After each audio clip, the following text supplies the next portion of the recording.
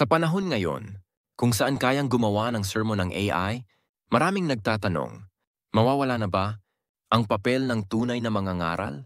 Ang AI, kamangha-mangha ito, kaya nitong magsulat ng sermon, kaya nitong mag-quote ng Biblia, kaya nitong bumuo ng lohikal na mensahe, ngunit hindi ito nananalangin, hindi ito umiyak sa krus, hindi ito nakikinig sa tinig ng Diyos.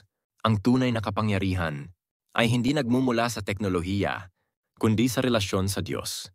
Ang tunay na sermon ay hindi lang impormasyon, kundi sigaw ng pusong tinamaan ng katotohanan.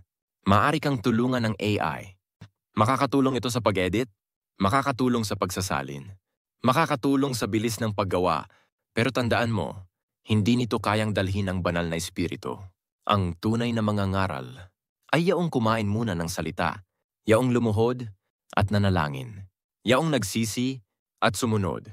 Sa kanyang puso, doon kumikilos ang espiritu ng Diyos. Oo, kaya ng AI ang gumawa ng sermon.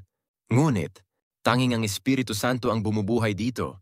Mga manggagawa ng Diyos, manalangin tayo, magsisi tayo, at buong tapang, ipangaral natin ang salita